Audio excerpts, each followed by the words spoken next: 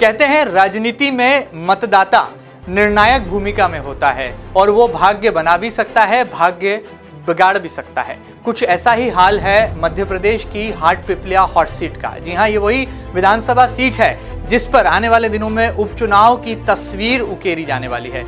जिस तरह से लगातार मध्य प्रदेश में किसानों को सेंटर ऑफ अट्रैक्शन मानकर दोनों ही प्रमुख राजनीतिक दल उपचुनाव के मैदान में उतरने वाले हैं, लिहाजा हाटपिपलिया के तमाम सियासी समीकरण भी बड़ा संकेत, बड़ा इशारा दे सकते हैं। एमपी न्यूज की इस स्पेशल रिपोर्ट में आप सभी दर्शकों का बहुत बहुत स्वागत है। मैं हूं महेंद्र सिंह और हम बताने वाले हैं इस खास पेशकश में कि कैसे हाटपिपलिया की हॉट सीट पर घमासान भी तेज है, चेहरों के बीच में टक्कर भी जोरदार है और आने वाले कल में ये विधानसभा सीटें प्रतिष्ठा का प्रश्न भी बन सकती हैं। हाटपिपलिया विधानसभा सीट की बात करें तो यहां पर सिंधिया समर्थक पूर्व विधायक मनोज चौधरी लगता है कि बीजेपी का चेहरा बनकर उभरने वाले हैं, तो वहीं दूसरी तरफ बीजेपी के नाराज नेता दीपक जोशी को भी कहा जा रहा है कि पार्टी ने मना लिया है। ऐसे में विपक्षी दल कांग्रेस ने भी तमाम सियासी समीकरणों का अंक गणित अब बैठाना शुरू कर दिया है और कहा जा रहा है कि पूर्व मुख्यमंत्री कमलनाथ की सर्वे टीम ने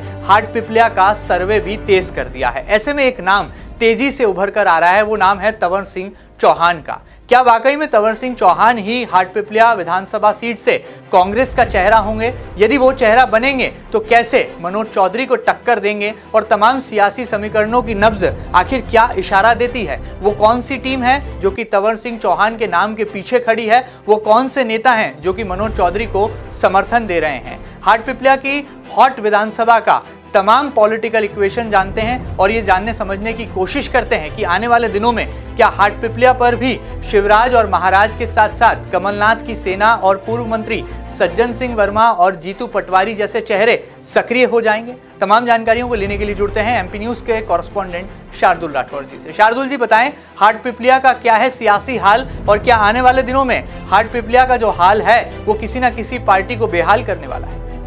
जी बिल्कुल महेंद्र जी, मैं बताना चाहूँगा जैसा कि आपने कहा कि जो हाटपिपलिया की सीट है वो सेकंड हॉट सीट है मध्य प्रदेश के जो आगामी दिनों में उपचुनाव होने वाले हैं उसको लेकर।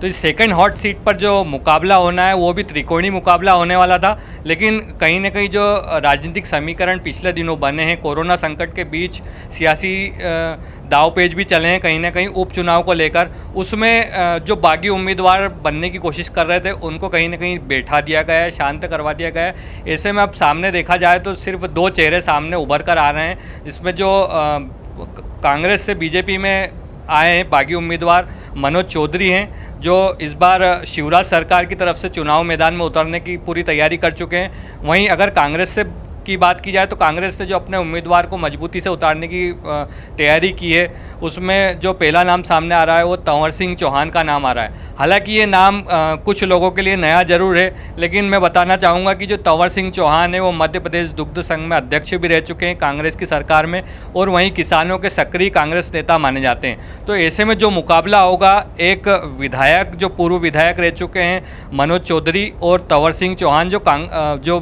नेता हैं किसानों के, उनके बीच में। तो ऐसी स्थिति में अब मतदाता का जो मन है वो टटोलना बेहद मुश्किल हो जाता है कि मतदाता किस तरफ रुख करेगा।